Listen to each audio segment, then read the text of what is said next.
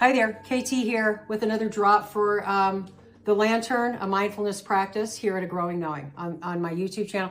Thank you for showing up. Thank you for giving it a try.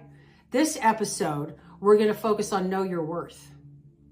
And I'm going to recap where we've been, talk a little bit about Know Your Worth and what that means to me. But before we do that, the lantern represents illumination in the next couple of steps, right? Like dark at night, turn on that lantern, you can see really well the next couple of steps, and beyond that, you really can't.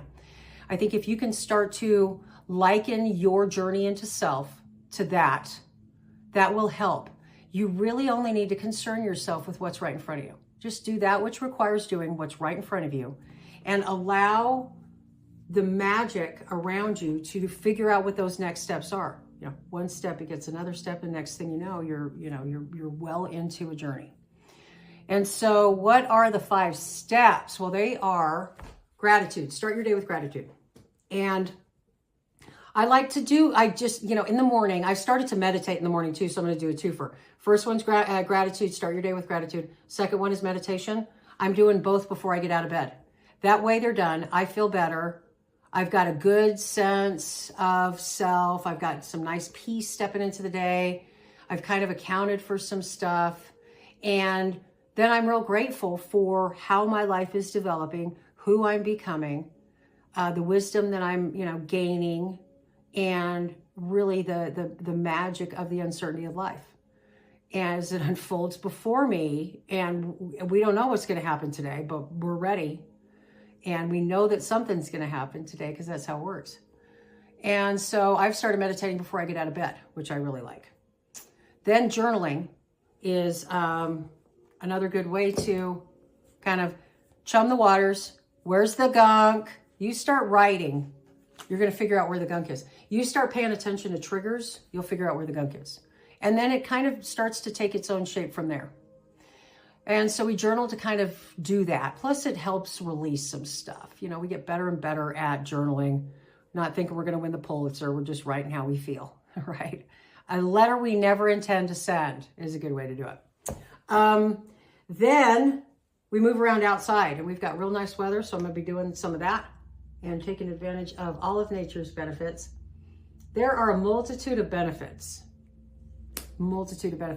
Forest bathing, Google it. Ground with Mother Earth, Google that. And then self-care. So where we're at today, I think, is Know Your Worth, right? So we're, I think, at about drop 10. And the last drop, we did loosening the grip of the past. And so now we're starting to probe around in those caves. Now we're starting to put our headlamps on. We're meeting our littles that endured all that at the head of those caves. We're looking each other in the eye saying, we got this. You're conveying how proud you are. And the little's looking to trust you, right? The little's looking to trust you. And so I want to talk a little bit about self-worth and the difference between what I believe self-worth and self-love are. And I think that self-love is what gets you through the cave, the entrance to the cave. I think self-love is what enables you to give yourself enough grace to be able to look that. And I find the version of myself that endured or perpetrated, so helpful as I'm doing work with my past. Is who was I then? Like, what did I look like? What was my life like? Okay, yeah, that's right. Yeah, it's tricky. So I don't think I made the best decision in that moment. I don't think I made the best decision in that moment. I learned a lot from that though. So I think there's a lot of benefit that came from that. Maybe it's one of those do it different if I could have, but at some point I'm going to have to accept that that's what I did. That's how it turned out. And I think self-love is what gives you the grace to be able to do that, to kind of unravel some of that stuff. There's stuff that I did back there that, because there was a lot of heavy drinking, and that nothing clouds judgment like vodka. So many. And now I think about those moments, they'll automatically pop up into my mind, thankfully to my mind, real good about bringing that stuff up. And what used to kind of bathe me in a little bit of a shame bath, just wave of it over me. It doesn't. The work that I've done, and it's because of the love and the grace that I've granted myself. And the way that you come about that grace is you just got to practice. Like I said, the thing that I found that really helped me is who was I then? What was I enduring? And then we reference back to a couple of drops ago where we talk about our belief systems were formed by 7. So soften into who was your 7-year-old that's forming all these judgments around what happened, or maybe even our reactions to what we're doing. And give yourself a little bit of grace, right? We're trying this for the for the first time as far as we know, certainly in this life, we're doing things we've never done before. And we've got to give ourselves some grace that what happened back there, while unpleasant, we accept it. We accept what we did. And we can get down with giving ourselves enough grace to love ourselves through that. It happened. I'm sorry it went down that way. I'm grateful for what we learned. I'm grateful for what you endured. Look at where we are now. I'd say that we're doing pretty, I mean, if you're poking around, you're doing well, right? If you're poking around here and in this space and this kind of stuff, you're doing well. It's brave stuff to embark on, right? So if you're here at drop 10, if this is your first one, then you're welcome. And, there's other stuff in there that kind of is intended to be the letter I would write myself. If I could have like a playbook, Kristen's spiritual journey, it would be these drops, how to do it. And so self-love, the grace to get you there, the grace to get you to say, okay, I can lean into that. Then I think you kind of start to get a little bit of resolve, like, well, I don't like how I was treated. I don't like how those people are treating me now. What do I do about that? Right? Enough. Where it's like the littles are looking at you going, you're not going to do that again, right? Like, we're only going to go through here once, and not meaning once, but meaning this, we're not going to keep adding. We're going to start subtracting, right? We're taking out the trauma. The treasures are coming out. We're not burying more treasures in there, right? And so I think that that's the commitment you kind of make with yourself, like an agreement of trust, like, okay, it happened, it weren't pretty, but I can get down with it and accept it. But I got to just make sure we're not doing that anymore. I got to understand why I did what I did. I got to make sure that I'm not putting myself in situations that disrupt my peace, that make me feel any kind of way other than I am awesome. And so that's, I think, where the worth comes in. And so worth, I think, is maybe like think about it like tolerance. Like, what are you willing to tolerate? Even from those that you love or love you. Like those that are supposed to care for you, what are you willing to tolerate from them? I was preparing for a difficult discussion with a family member, and I came across a quote that said, unconditional love is not unconditional tolerance. Which kind of shifts what's the role and responsibility within the family, like how much are we supposed to endure through our friendships and our family members, like at what point is enough enough? And I think that's kind of tolerance. Like, what are you willing to tolerate? I've gotten to the point where I'm not really willing to tolerate very much. And I'm exhibiting that in the decisions I'm making around friendships and relationships. I've got some family stuff going on right now, and I'm working through relationships of my past and, kind of slowly figuring out how to move through that stuff without compromising myself. That's what it is, compromising myself. Like I'm protecting myself in ways that I haven't done before. I've abandoned myself. I've allowed myself to move in ways that I wasn't entirely proud of in an effort to please others, gain the approval of others, whatever. Please. Yeah. And so I want to read this because I think this is going to be helpful. I pulled some cards this morning, and one of the cards I pulled from Spirit Song Tarot, Paulina Cassidy, was the Shadow, and it's the Jackal. And it is self-empowerment and ambition. It's called the Shadow. And this I just thought was really interesting because this is going to be kind of where the grace comes in, okay? Is at some point you're going to be invited to look at the darker corners of you. Why you do what you do, your shadow. The stuff that motivates your decisions and your behavior that you don't really understand, but you know it's there, you're not entirely proud of it, it lurks. And I was initially under the impression that shadow work was meaning eliminating those parts of myself. And what I came to understand is you've got to kind of accept and come to terms with those parts of yourself, because they comprise the whole. And so I wanted to read this. I thought that this was very much in line with self-worth. By dancing with his shadow self, he is reborn with new insight and spirit wisdom. Everyone has a shadow, self-composed of desires, repressed thoughts, and instincts. It represents the unknown and is necessary to embody the whole true self. Without it, we are fragmented. By accepting all sides of yourself, including anger and fear, you can master your shadow self instead of letting it control you. The shadow is a powerful source for creative energy. We're going to reread this. I'm going to pause really quick. Everyone has a shadow self, composed of desires, repressed thoughts, and instincts. It represents the unknown and is necessary to embody the whole true self. Without it, we are fragmented.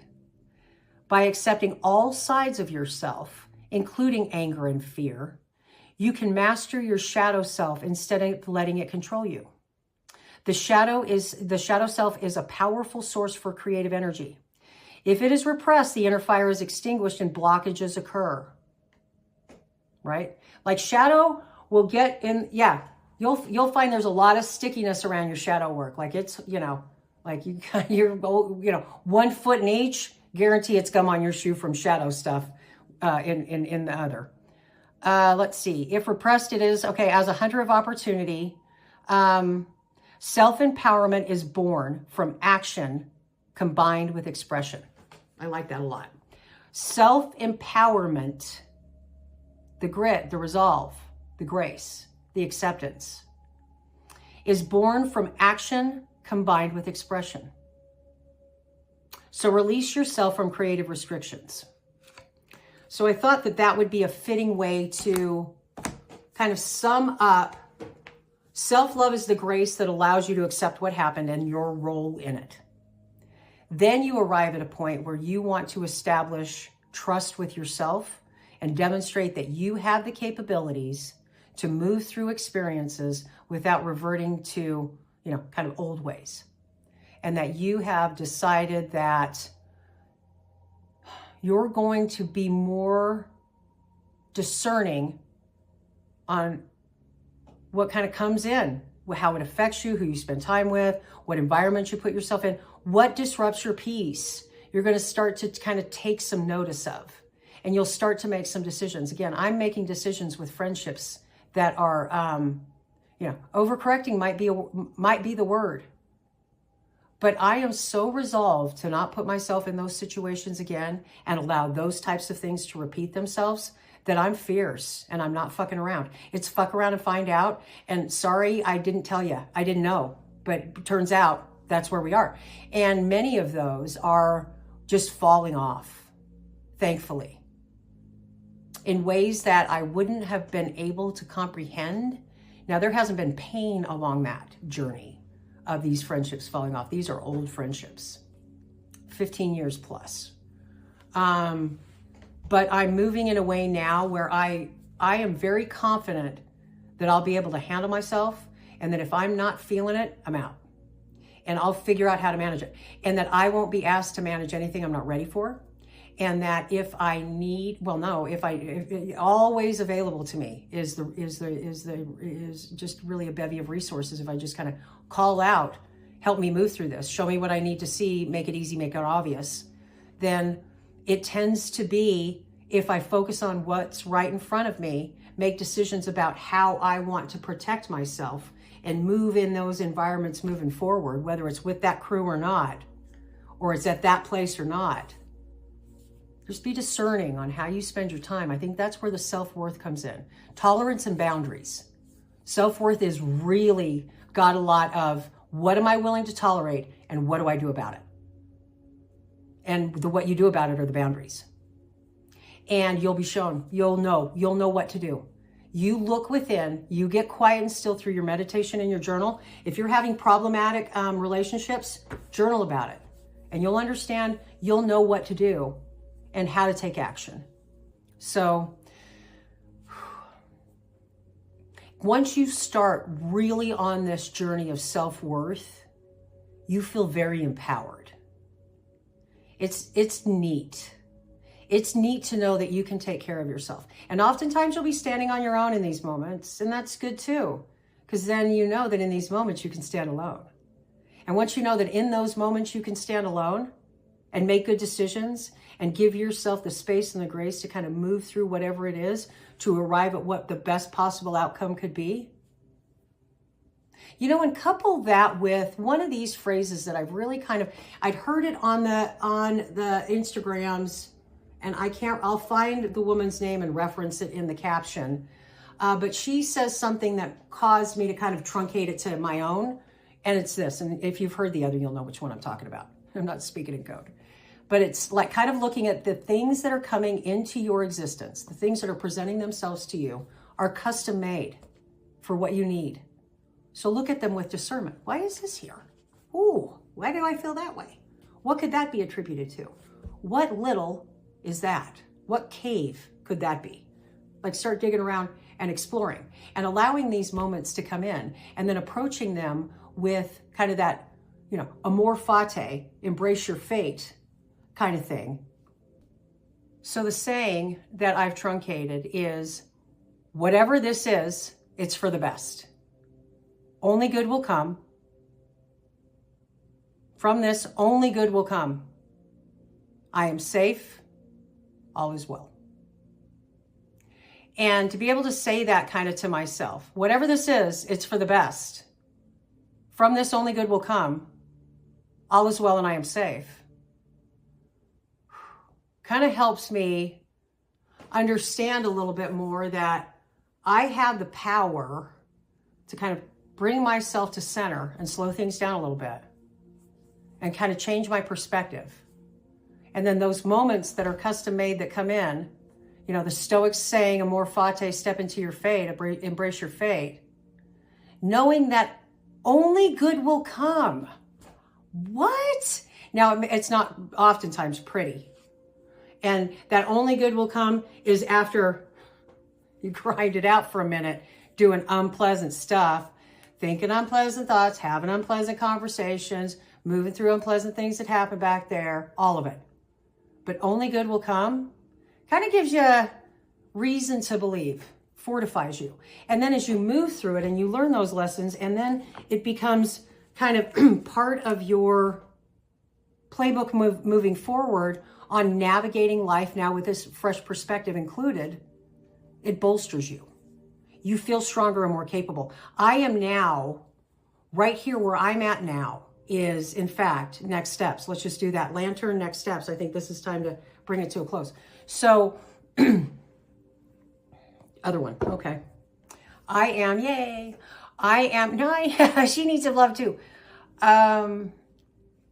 I am now to the point where I'm settled back in and I'm feeling good. And I feel like I am doing stuff and clearing stuff and continuing to progress, right? I'm also feeling like what is coming for me is right around the corner. And the test for me right now is that I've been calling out, that I've been saying I'm in full surrender, and now it's time to show it. So full surrender is not resisting what's around me and questioning and trying to insert what I want or think or expect into anything in the future or on top of what anybody's doing. All of that, I've got to just let that fall. And the way that I am being asked to do that is I've got a nice little, I'm doing some stuff here in town that I'm really liking. So to pour my focus there, that's the right now. And then to continue to do the things like I'm doing with this, like continue my Instagram. I posted twice. So getting more comfortable with that, understanding that, and then just being really asked to surrender it into the moment and slow things down and enjoy things. I'm such a space racer. I mean, I just race and chase, not space racer. I'm a racer and a chaser. It makes it difficult for me to slow down and really enjoy things. So I'm being asked to just slow down, surrender everything. I've got the net's right below me. Nothing tumultuous is happening in my life. Anything that comes in is only for the best. So just kind of drop in and chill and ride the wave a little bit and see what the universe has in store for you. That's what I'm being asked to do. Easier said than done for sure. Race and chase. But back to self-worth, the difference between self-love and self-worth. I invite you to consider maybe what you think about that. And then understanding that self-worth is what's going to protect you moving forward. And while difficult at first to make those decisions and put those boundaries in place and have those discussions, you'll be shown when and how and who with and where and all of that. Just move through and be open and start paying attention to the things that are happening in your life as significant and giving them pause and seeing if there's something there that resonates, that maybe you're being invited to consider something, learn something, see something, know something. Something is in that something. And slow down and try and find it. And notice the resistance you give when it shows up. That's another tidbit. There's some tell in that. There's a Shakespeare, and I think it's Hamlet, and it's, thou dost protest too much, methinks. I like, methinks thou dost protest too much, but that's not how it's written. It's, thou dost protest too much, methinks. So where you see a lot of smoke, there's fire, and then you can journal about it. All right, my friends, safe journeys. Thank you. Thank you for being here, sharing stuff, subscribe, share, stuff like that. Still continuing on, and we'll see you down the road. Be strong, keep it going. You got this, you really do. What's happening in your life is magical, and it's for a reason. And you're here for that reason. So dive in, take care of you, start to explore, and we'll see you down the road. You can do this, you got this, for sure. Keep on keeping on. Keep on keeping on.